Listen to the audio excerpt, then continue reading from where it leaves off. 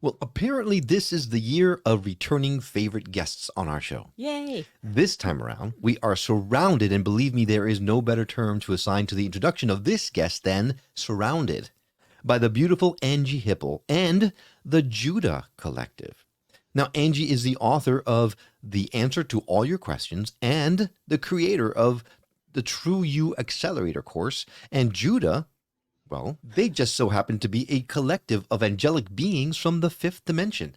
And they consist of around 350,000 angels who move and work together as one unified being. The image that she gave to us in regards to them last time was like that of a flock of birds turning together as one. And it's such an amazingly fitting imagery that there really is no better way to help describing them.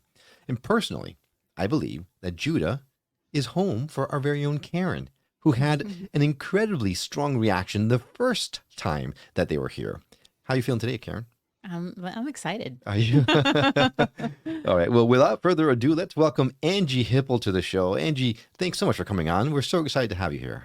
I'm so glad to be back. It's really good to spend some time with you guys and with all your beautiful audience. Oh, God. Well, the first time we had such an amazing time. And I know, Karen, full disclosure, your interview, when we had you on the show last time, I think was the linchpin to the opening of a lot A inside of lot. Karen, a lot. You and Judah really helped to bring things home, for lack of a better word, right? So, Mhm. Karen, I'd like to start with how you have been handling all your newfound stuff in light of having Angie and Judah on board. Well, gosh, I mean, it's been wonderful. So there was, I don't, was she still online right after when I kind of had that really interesting reaction? No, I think it was afterwards. Well, maybe you should tell her about that. Right. Well, okay. Please. Before we get started with down this rabbit hole too far, Angie, I'd love for you to give us a lowdown, right? Not everyone who's listening to the show right now may have listened to our first one. And if you haven't listened to our first one, I could not recommend it enough. So stop this one, go listen to that one, and then come back to this one because it's going to be even better. But tell us in a nutshell, talk to us about the Judah Collective. Who are they? Well, guys, I had such a really difficult time a few years ago. My whole life just came undone. And you can live a happy life, but something somewhere along the way is going to happen to mess up your plans, right? We all lose Mm, a loved one, or maybe there's a divorce or chronic illness or something unexpected, something that we don't want that comes into the horizon of our life. And I just had a whole bunch of those things piled on top of each other about 6 or 7 years ago. And it was a gift, though, right? It was a gift because I turned inward. I looked really deeply inside. I let a lot of my perspectives and belief systems and ideas about myself and religion and God and all of that to come into question, and just became an avid meditator and seeker. I laid down my Bible, which was the only really spiritual book I had read for most of my life. I laid it aside on the shelf for a while, and I started digging into the works of enlightened masters and teachers from all different strains, both modern and ancient. And I was sick. I was chronically ill for a couple of years during COVID, so which was unique for me because I'd always been very healthy and vibrant. And so I just keep letting the change happen on the inside because I couldn't change the outside. I lost my power to do that. mm, And towards the end of a couple of years of this seeking and ego stripping, Chuck and I were watching a show very similar to you guys' one night, and we were listening to a beautiful channeler on the show. And channeling was something I enjoyed because I appreciated the wisdom and the applicable teachings that I could hear from some of these channels. I didn't know who and what these entities might be that were speaking through them. I thought it was really bizarre and weird, but yet something about the messages of some of these channelers was so helpful to me in the living of my life. So channeling was not on my bucket list of things to do. I was not up for doing some weird, bizarre voodoo looking stuff that would permanently ruin the last bit of my reputation and my What? ego. You mean to tell me that Judah was not on your bucket list? 'Cause, I mean, that's not on everybody's bucket list. Channel fifth dimension and beings. Yes. Check.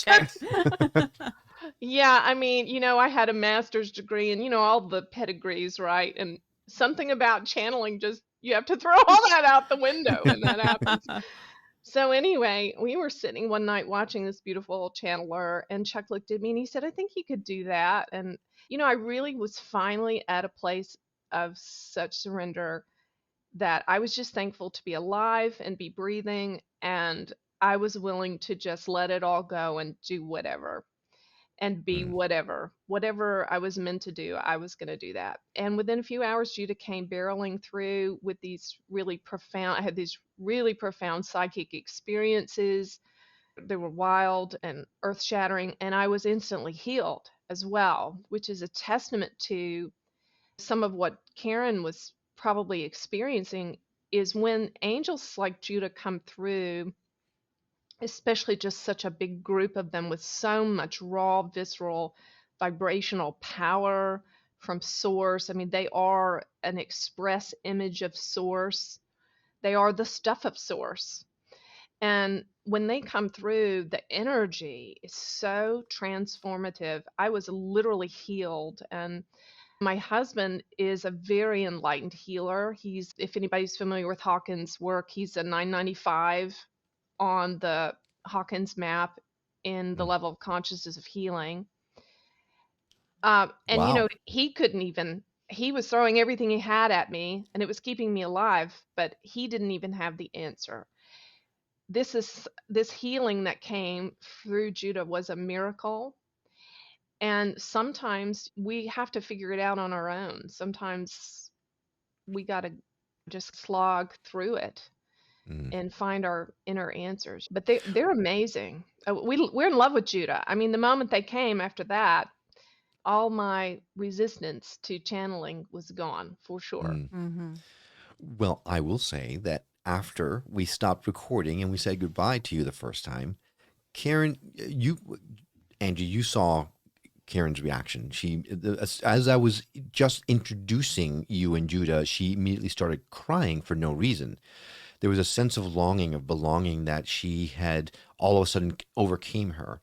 But then after we finished was where the super amazing, or not amazing is not really the right word. It was like it was awe striking changes happened.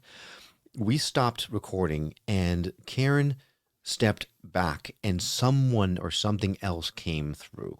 And it wasn't a channel, but it was like Karen embodied Hmm. somebody completely different, where I felt so completely unprepared to Same here. handle whatever this entity was. She Hmm. transformed the way she looked, the way she Hmm. reacted, her demeanor, everything was completely different. And I believe completely, fully that I was in the presence of something else. And from that Yes. moment on, it's been a bit because she's been, I don't know if this is real, this is whatever, like a lot of people when they're first starting out, but many times we would meditate together and out would come this entity who would then be giving me these Hmm. personal messages that I needed at the moment. Yes. It was truly remarkable. And I put this at your feet, Angie, so it's your fault. Yeah, okay, good. I won't take credit, but we'll give credit to all of Karen's interior work that she's been faithful to do, and to Judah and Source and all these beautiful angels. And yes, Karen, you were actually channeling. So we can channel our higher self, which, what is our higher self? It's all the lifetimes that you've ever lived. It's all of your soul. It's the entirety of your soul. Whether you've lived 1,000 lifetimes, 2,000, 3,000, and all the lifetimes that you will live in the future, your higher self is all of that together.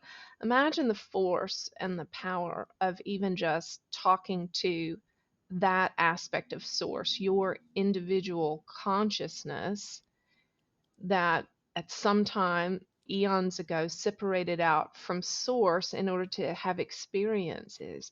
And so your high, even just channeling your higher self is earth shattering, right? Because all of a sudden you have access to everything you've ever learned, everything you ever will learn, every experience you ever had, and everything you learned from those experiences coming through you with perfect clarity and understanding and a sense of purpose.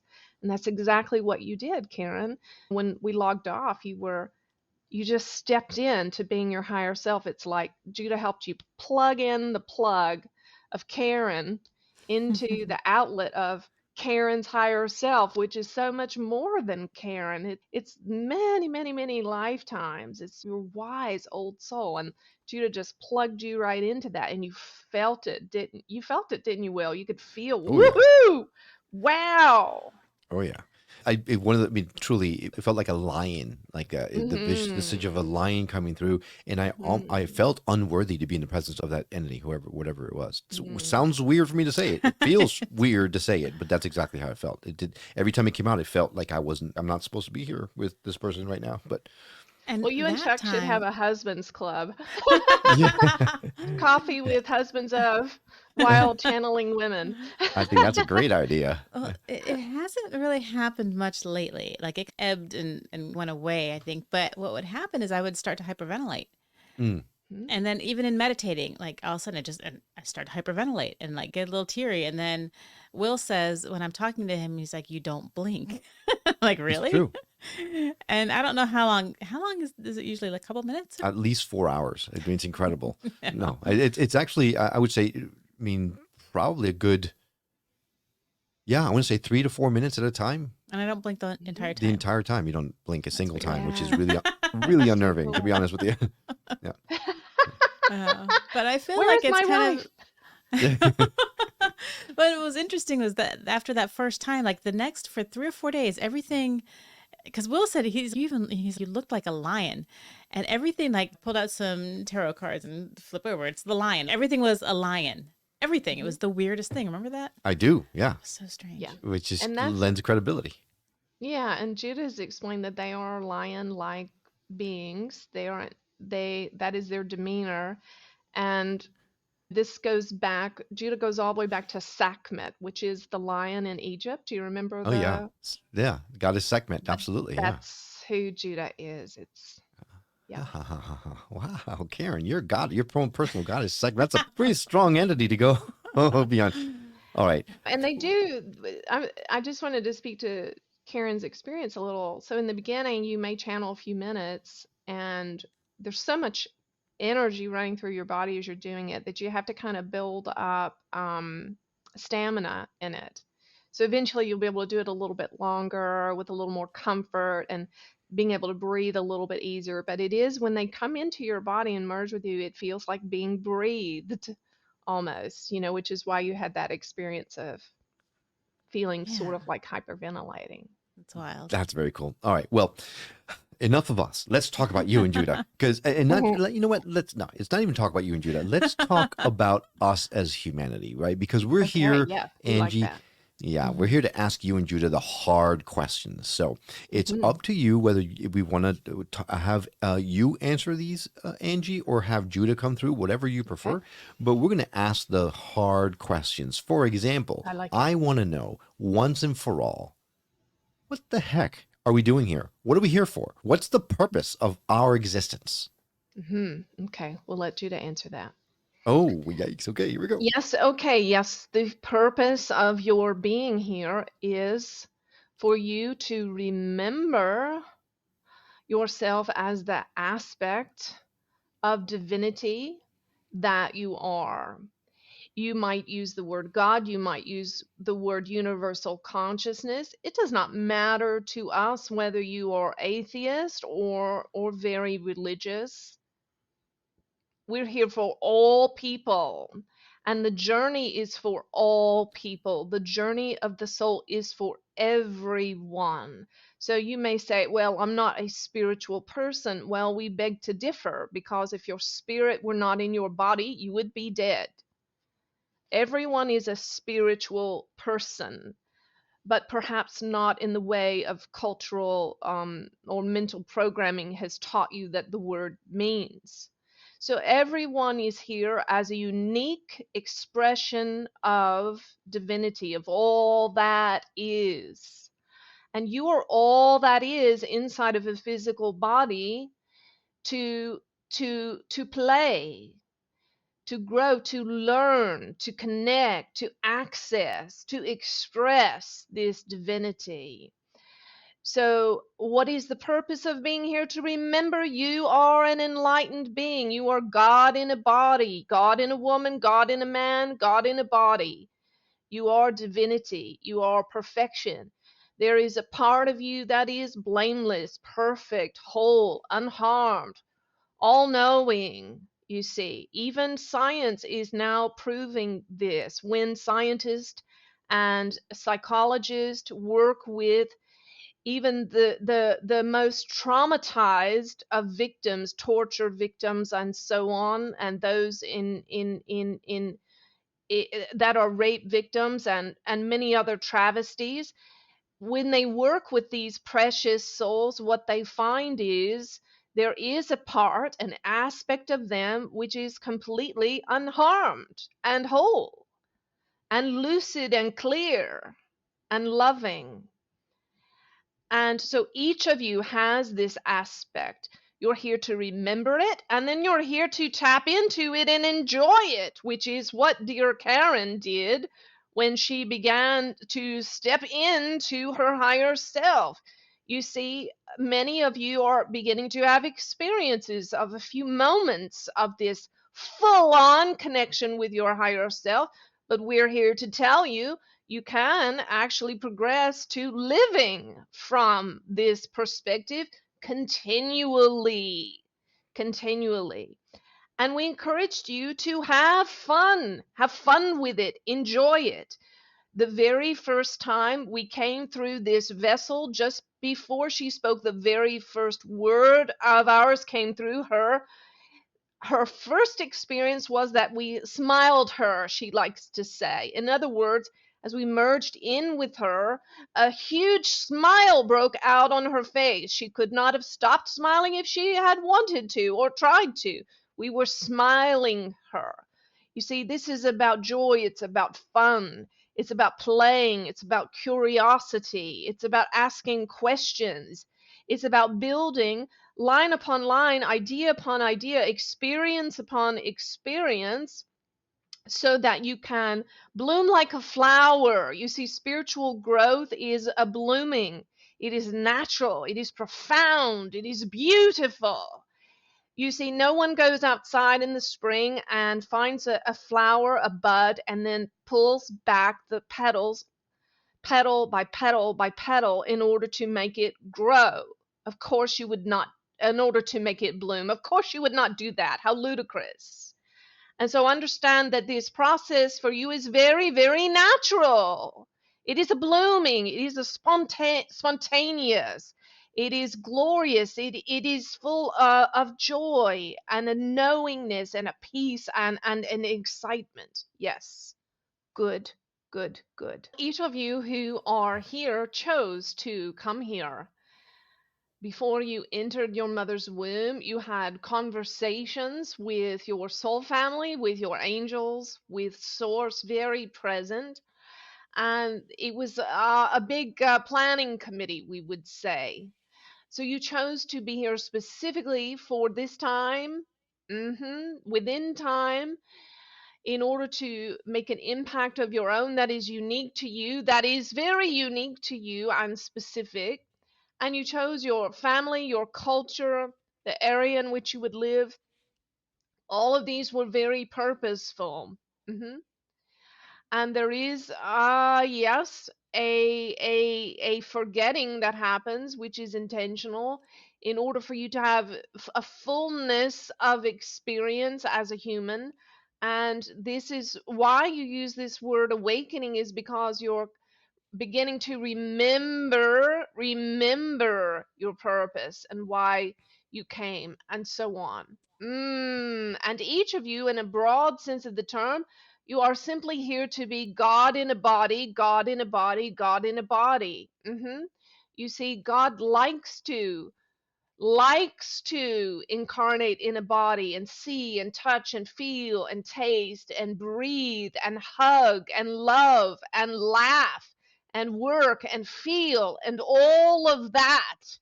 And so God is experiencing itself through your unique expression and incarnation. And so your purpose is to remember that you're God in a body, and then to play and create, to be the creator. You see, the very first thing that was said of God was, in the beginning, God created, you see. And so you also are creators. The creator now, the one infinite creator, is resting from her creation and letting you be the creator and create what you will. And so, to use a metaphor, you are all like children on the beach on a beautiful sunny day. You are sifting and sorting through the grains of sand, and you are building and tearing down and rebuilding and playing and playing and playing.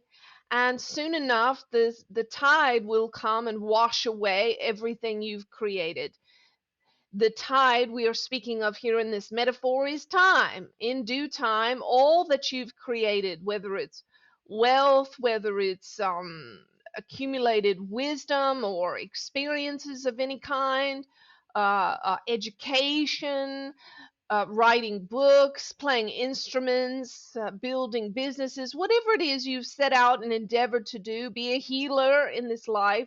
These are like sand castles on the beach of your life.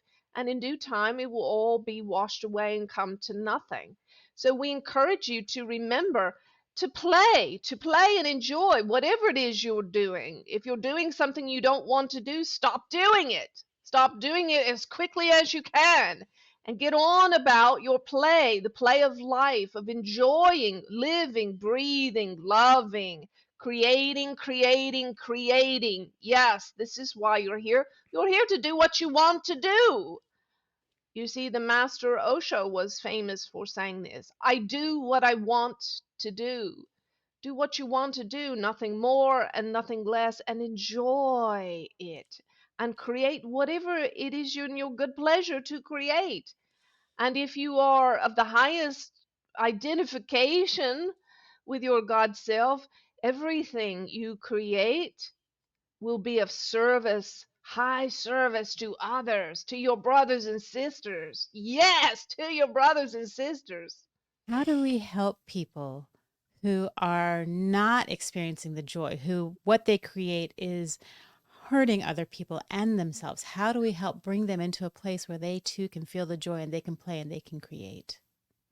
Yes. Well, we would say that for many, when they awaken, it is a deep grief and sadness to look around and realize perhaps how unconscious they have been, how self-serving, not realizing it, and also what they've done to harm themselves and others. And so we would ask you first to quickly let go of your guilt and your grief. Release it. Release it. Release it. Guilt is a terrible waste of energy. So the quick answer to that is, as you're waking up and perhaps you find yourself doing all sorts of things that aren't serving you or others, things that are detrimental to yourself and others, well, begin by simply leaning as much as you can towards what feels good to you, to what gives you energy. Lean away from energy suckers and lean towards what gives you life and gives you energy. So, for example, if you're stuck in a job that you hate, a job that is enslaving to you in many respects, perhaps not using your talents or serving persons of greed or whatever the situation might be, and there's not an immediate off ramp from what you're doing because of your responsibilities and so on, begin by simply, when you get home, take a shower and wash away all of the negative energies and simply sit and be with yourself. Hold yourself, hug yourself if you need to. Rest, turn off the TV. Don't take any more negative energies in if you've got 8 hours of it already, right? And so instead of going unconscious in front of the boob tube, as they call it, the television, which is constantly telling you visions, and these visions, many of them are simply writing more sadness and despair upon the constructs of your mind and your emotions. So turn it off, rest, eat something good for you, go to bed early if you want to, meditate. If you're too tired to meditate, put on a beautiful program such as this one and let your consciousness be elevated. Lean towards what feels good, lean towards what gives you life. See, one of the reasons people love to listen to the Judah channel is because our vibration is such of a high quality, a high consciousness that it literally is like a heavenly vacuum cleaner sucking you up in consciousness, elevating your emotions and your thoughts and perspectives. And if you're new to this sort of thing, you may not even understand much of what is being said to you, but you know that you simply feel better and there is a magnetic attraction towards what is happening here. So, what we want to say to answer your question, dear Karen, is for those who are feeling this difficulty and despair and unhappiness, know that as you make very small steps, such as the ones we just mentioned, eventually life will change for you. Life will change for you. Make the smallest shift towards what feels better, the smallest, even if it's wearing some really cozy pajamas and getting in bed 30 minutes early, you see, and eventually you will find new opportunities knocking on your door. Maybe perhaps someone will walk into the place where you work and see a light in you, a growing light in you, and they will even recruit you into what they're doing, which is of a higher vibration. And step by step, you will eventually move into your calling. You see, this vessel loved to teach. She loved to teach. When she went to college to learn to teach in her 30s, it was such fun for her.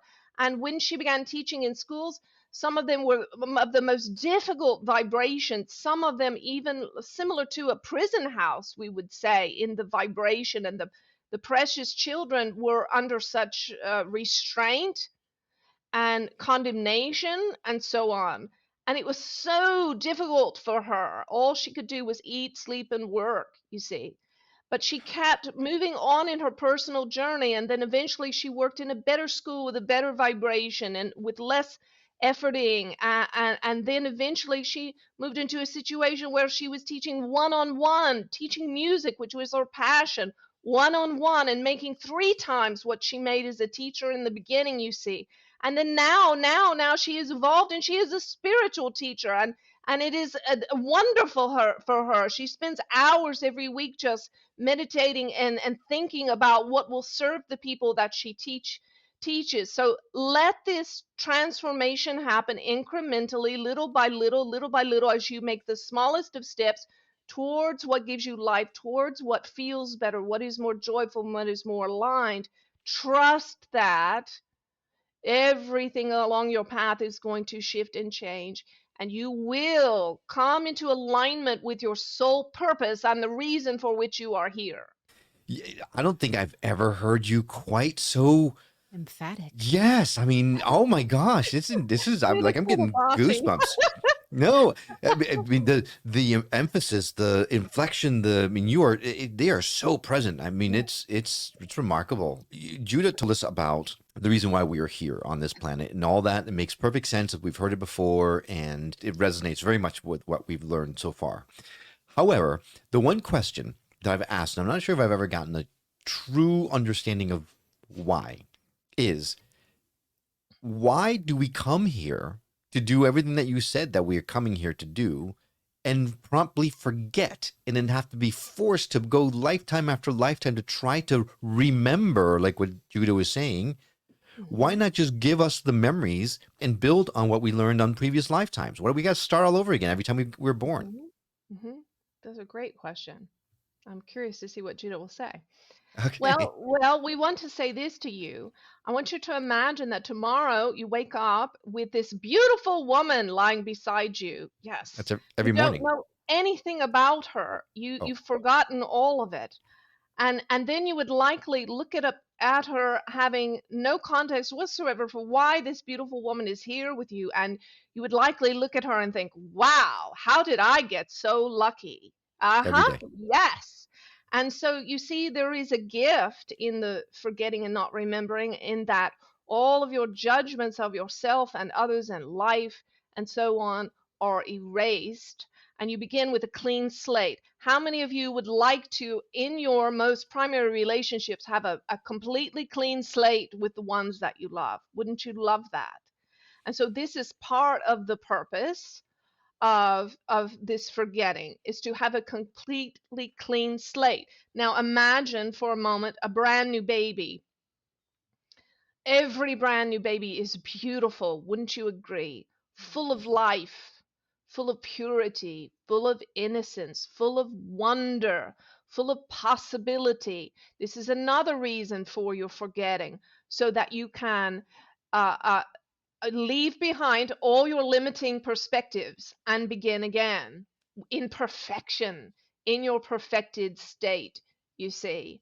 Now, we will also want to say this: in this forgetting, it does not mean that you have lost everything that you have gained in your other lifetimes. Your wisdom, your eternal wisdom, and your connection to infinite intelligence is still there, you see. And so you come in part to clear up issues from your soul that you really want to resolve. See, a lot of you have this really negative view of karma. Karma, yuck, karma, gross. But we would say that it is that when you're in this planning space that we mentioned before, where you're planning your next incarnation and reflecting upon where you have just left, in that reflection, you realize, oh wow, no, this is something very important that I want to conquer. We will give you an example. You see, everyone has high level areas in which they are very high in their consciousness, and then areas perhaps where they are much lower, you see. So for instance, this vessel is very enlightened in her life's work. Her life work is fully aligned with her soul and with source and higher self, with very few exceptions. However, she has other areas where she struggles, you see. One of the things she wanted to conquer in this life was many lifetimes of poverty, and accepting poverty and unworthiness. There was another area in which she struggled, and it was around intimate relationships. This had an original source in a past life in which uh, her parents died when she was very young, and she had no means to care for herself in that particular time and society except to get married. And so she married the first one that came along that could feed her and clothe her and care for her. And it was a terrible marriage. It was an awful experience. And so she made a judgment there in her heart. Marriage is hard. It's hard to find a good man. It's hard, and then it's hard once you're in a relationship, and then it's impossible to get out of without starving, you see. And so this hurt, this wound, it came from unforgiveness, uh, for not being able to forgive her parents in that lifetime and the man that she was married to, and forgive herself for being naive and getting into such a situation. And so there's been several lifetimes where she's been repeating some of this pattern, but each time with more victory and more victory and more victory. And now you see she's married to a beautiful spiritual partner who's very enlightened, and she's very much in love. And so as you conquer in these areas where you've been held in karma and unconsciousness, you're not just doing it for yourself and for the freedom of your own soul, but for all. You see, you're doing it for all. Whatever victory you gain for yourself can be shared energetically and through teaching and experience and example with more than you might think, we would say. Mm. Well, I don't know if you could tell, I wasn't rocking my chair. You weren't? I was not rocking the chair. Wow. And when she stopped talking, it stopped. Like, I even tried to stop rocking the chair. I Wow. couldn't stop rocking the Yeah, chair. for those who are watching the video instead of just listening to it, as Judah was speaking, Karen was very noticeably moving back and forth. I thought you were just No. keeping yourself awake. No, and I was like feeling my leg. I was kind of going through my body. Am I doing this? Wow. Yeah, sometimes, Karen, people have this phenomenon where when they're entering into a channel state, their body kind of becomes a pendulum, a pendulum. And I learned this because I was working with a woman one day and helping her to begin channeling, and she was going around and around, and I thought, what is going on? And I asked Judah, what's going on? And Judah said, well, we use her body as a pendulum in the earth.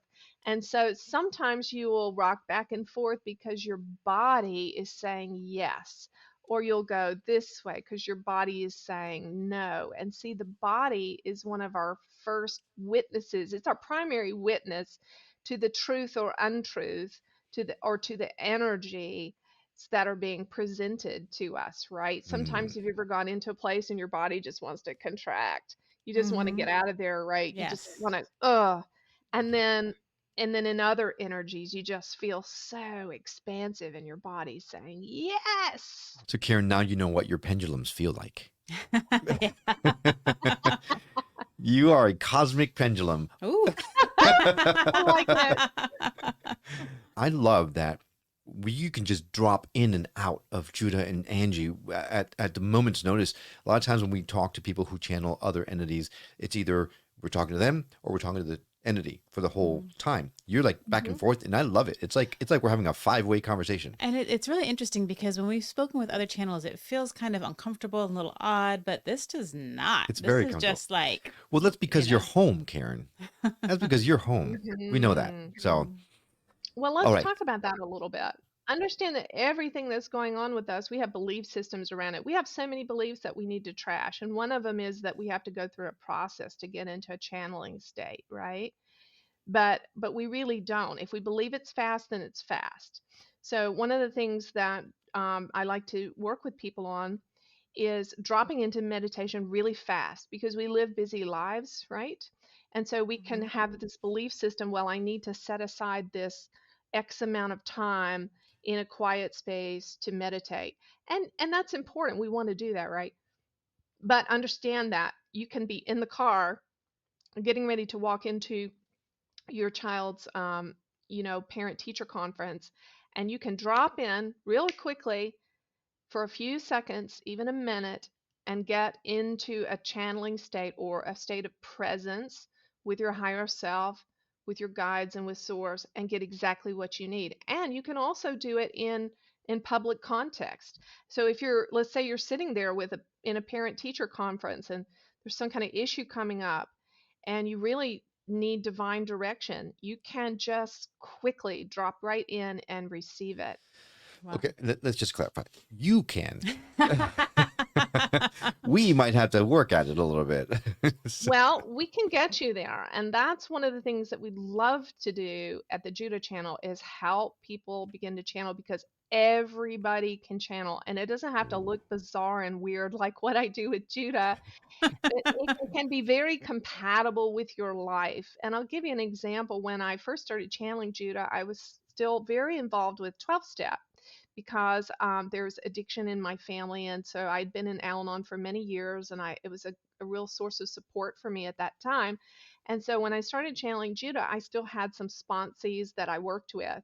And so I would get on a call with my sponsee, and we were supposed to be doing our 12 step thing, and all of a sudden, then Judah would just start talking through me, right? And they didn't know. They didn't know that I was channeling. They Like, just what's wrong knew with this that lady? all of a sudden, Angie was sounding really smart. That's all they knew. So a channeling, it can be a lot more practical and helpful and present and applicable than we think. It doesn't have to be isolated into this weird kind of metaphysical world that we put it in. I think Karen needs to have a conversation with you after this I because do. when we talked about it earlier, right, that you're starting to kind of feel like things are coming through you, but Yeah. you're not really quite there yet. Hmm. Maybe Angie and Judah maybe could help you to kind of get that out and make you feel more comfortable with it because that's the Yeah. thing that's the biggest thing. You know? Yeah, Hmm. and I'll just on that I'll say, when we think about angels, I got a note from a guy this week. He's taken our course, and he said, I'm talking to the angels every night. I look up at the ceiling and I talk to them, but I'm not really feeling them yet, and I meditated a little bit. And Judah said, we're inside him. So like if you imagine, like, I've got this glass of water, if I drop some food coloring in it, maybe some green drops, what would happen? The The water water would It'll would turn turn green. turn green. Yeah. green. So if you imagine imagine this water as your consciousness, your consciousness being whatever it is that makes us uniquely sentient, right? Right? Different than the grass and the rocks and so on. So if this is your consciousness, and Judah or your team of angels or your guides or source would be that food coloring, right? They just merge in with you. They merge in with your consciousness. So when you channel, what it really just feels like is you just suddenly feel different on the inside. You feel lighter, you feel brighter. I've noticed that sometimes when I help people to channel Judah, one of the first things that happens is this big smile breaks out on their face. And it's because Judah's so joyful, right? And so they act differently than what they normally would because their consciousness is blending with Judah. Right. So a simple way everybody can do this is you simply say, you sit with yourself and you say, please locate the consciousness of. So you just are asking in your inner being, you're asking your consciousness to locate the consciousness of, and choose a being that you feel really safe with, right? It's kind of like having sex. It's not the best metaphor because channeling is not sexual at all. It is orgasmic in some sense, but I will use the metaphor because it's helpful, right? So you wouldn't just willy-nilly have sex with anybody that was a willing partner. Of course not, right? You because you're a caring, loving person, you want to be with someone of a like mind and like spirit that's high vibrational and loving and caring and so on.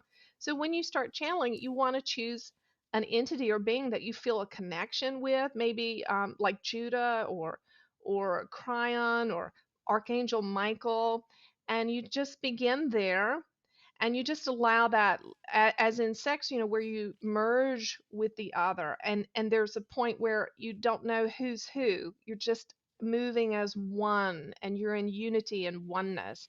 And so that's what channeling is like. It's just allowing that other consciousness to become a part of you. Mm. So that would explain why so many people are channeling the same entity, the same beings. You hear a lot of people will channel Archangel Michael, or a lot of Hmm. people are channeling X or Y or whoever. That makes sense because we all have access to those consciousnesses if we just ask for it. Not eh, Absolutely. at first. I'll be honest. When I was first started doing this, I just thought, "Wow, how lucky you are to channel, be able to channel this being." But really, it's not. It's not luck, is it? It's kind of Yeah. I thought they chose you. right. Yeah, So exactly. you get to choose who you want to channel. Yeah.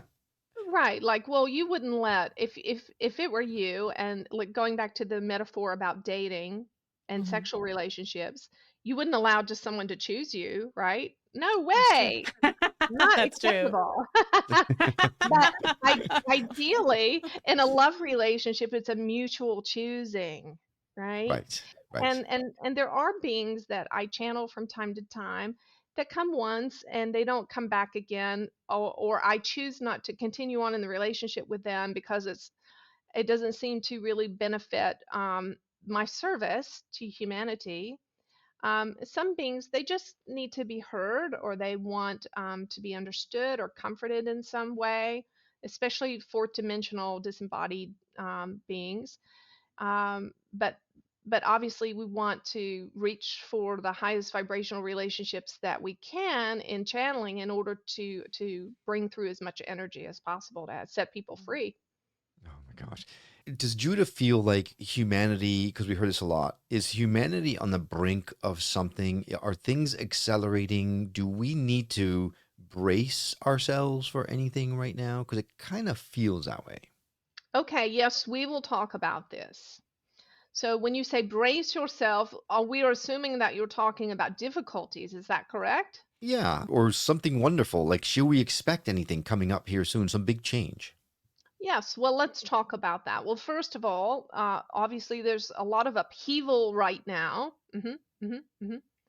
And we have encouraged, especially those in America, to be very much removed and detached vibrationally, emotionally, and mentally from the chaos and the us and them story, the victim villain story. These sorts of energies are going to be very prevalent for the next 12 months. But you can make a choice to remove yourself from it. You see, the ego mind will tell you, well, but if I don't stay up with everything that's going on, I'm going to miss out, or something bad will happen, or I won't be aware, or whatever it is your ego mind tells you. But we will tell you for certain and for sure that if you want to impact the group consciousness,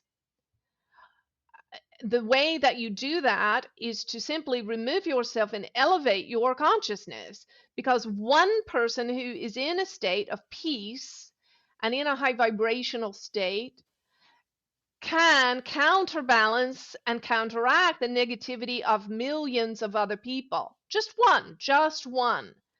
So your highest service is to stay in the peace, to stay in your peace, to be a peacemaker. And we assure you that aligning yourself with the right or the left, the red or the blue, the us or the them, if you align yourself with either one of those, you will have missed the opportunity to be of the highest vibrational quality, which is to be above it all. Above it all, loving all, loving all, loving all, loving all, and judging nothing. So it's going to be a real challenge, but detach yourself and don't see anything as right or wrong, good or bad, and so on. We're not saying to be callous, but we are saying to be compassionately dispassionate, because giving your energy to all of the milieu is only going to drain and exhaust you. Now, let's talk about what we really like to talk about and what's important to us. And don't brace yourself for it. We would say instead, throw your heart wide open to it. Wide open, and allow these beautiful changes coming. You see, there is going to be a time in the future where you will look back, and the two-party system will simply be a few paragraphs in a history book, you see. And there will be a time in your history when you will look back and you will talk about this phenomenon called channeling, and how there were a handful of people that did it, and that will seem like a mystery to you, because all of your children and your children's children will be highly operative in all the clairsentience, clairvoyance, clairolfactory, clairaudience, and so on. It will be the typical way that children are. You see, there's a new human coming, and there are some that we are experimenting on even now, such as this vessel. If you think right now about Cro-Magnon for a moment, when you look at a picture of Cro-Magnon or read about them in a history book, they seem very foreign to you, almost animal-like. You can't imagine that that was actually a human being, because you are so different from they are. Well, we're telling you that there's a new human coming, and that new human will look back at us today in this moment of time as you're gathering in this meeting and think, oh, how strange and difficult it must have been to live life as a human like that. Because the new humans will eat clean, healthy, vibrational foods and water that is clean. And in the future, all of humanity will have access to good, clean, nurturing food and water. War will be a distant memory. You will inhabit more and more of a light body, so your bodies will actually, your physical bodies are actually going to evolve and change to be able to handle more white light Energy is light. Light is energy in your physical body. Your nervous system will be adapted to be able to will compensate in order to be able to retain more of this energy and so on. And as you receive these energies and begin to operate in them very, very consistently, rather than as in this moment, just a few moments in time in this vessel, you'll be able to maintain this sort of state all the time, state of bliss. And there are interstellar races at this time, eh, for whom war and hatred and bitterness and judgment and sadness and anger and fear are very difficult for them to understand, because their entire race has evolved beyond it for so long that they can't identify with it. Well, humans are going to be that way as well. There's so much more that we could tell you. We don't have time for it all, but we'll just say there's so much to be hopeful for and to get excited about. So if you want to volunteer yourself, say, hello, Source and Angels. I will volunteer to be one of those new human beings. Yes, I would like to be full of love and light and bliss. I would like for you to expand the capacity of my physical body and use all of my DNA and revive my the blueprint of my body and how it operates and upgrade it. So a simple way you can do this is say to Source and Angels, I would like to have those upgrades, please, that Judah spoke about. Please sign me up for the upgrades. I'm in. I'm in. I'll take them too. Sign me up. Sign me up. Yeah. Although I guess we should probably be careful what we wish for, right? Because we've heard that it can be a little more than we bargained for. It's a lot. Yeah, that planet, that Earth sounds amazing. Oh my gosh, do you have so amazing. any idea of the timeline? Because I mean, do I need to pack a bag now, or Well, we get to experience that, or right? Yes, I mean there are people right now on the earth today who are, their physiology is really being upgraded by angels and helpers, so that they can handle more of this intense energy, and they're adapting to it. And yeah, everybody can channel. Judith's spoken of in the next 30 years, our grandchildren, their children will all be operating in these metaphysical gifts, and it will be considered very, very normal. It will be considered for them, in their generation, if a child can't operate in those gifts, it would be similar to a child to us now, maybe that has Asperger's or some syndrome like that. It would be the unusual. It would be different. So Mm. there's a lot of good coming, and it's coming really fast. And there's going to be, in the next 2 years, there's going to be more angels and ETs. And just to clarify, I think that those two terms are a lot more similar than we'd like to think. We've I heard think that. that ETs that are very high vibrational in nature, they are like angels to us. For angel is really it's a cultural phenomenon and word that we use, but it has a much broader application than we understand right now. But to be succinct, in the next couple of years, there's going to be a lot more physical appearances of these beings and working with people. And they are showing up at night. They are showing up to take people for astral travel, showing up in the room, Yeah. See that. leaving evidence behind. There's a lot of this going on. It'll become more and more common, and we'll begin to have more and more hard evidence for it: photographs, videos. It's here. Oh, It's at the door. well, wow. I've always said I'm ready to see a UFO. I'm ready to see a UAP or whatever. I'm ready. I'm ready. Not ready to see someone in my room in the middle of the night. So Yeah, it's a little scary. I would say yeah. it's a little frightening Yeah. in a good way, but scary Mm. nonetheless. Yeah, I'd like to survive the encounter, and I'm not sure that I would. Instant heart attack. Yes, yes. Well, Oh they have our gosh, best interests at heart. They're gonna just roll out things as we're ready. yeah, and that's why they're not showing up in my bedroom at night, because they know I would just die. So I Right. will try to I'll try to breathe because I would like to volunteer. I would. I just, baby steps. Like let me see you Outside on the porch. in the distance, In the like, daytime. In the daytime, yes. Well, I did have a couple of years back. I did have some being, I don't know, come to me at night, and was lifting me up, and it frightened me to death. And then it just stopped after a few seconds. And I told Chuck about it the next day, and he said, "Well, you're a bad fish. They threw you back." And I said, "Well, I think they knew I was scared to death, and they decided it was probably not a good idea. That they'd better give me a couple more years." Yeah. That would definitely. The fear spoils the meat. So we'll make sure that it's. Oh gosh, they love us so much. Oh, Anjie, Judah, this has been, as always, just such an absolute joy and pleasure to be in your presence. We love you guys. Right back at you, seriously. I wish we had more time, so definitely part 3, and next time we'll just jump right into the conversation with Judah, because I think it brings so much value to us. Yeah. And I have so many questions, and I can't get to them all, so. Okay, so once again, thank you so much for coming, and we'll see you again really, really soon. Yeah? Yeah, love you. Thanks for having us on. Thanks for coming. Thank you. And a huge thank you to you. We hope you've enjoyed this conversation as much as we have. Now, if you know someone who would benefit from hearing the message we're sharing on the show, do them and us a favor and share the show with them. It will help get the word out about us, and it might just change someone's life for the better.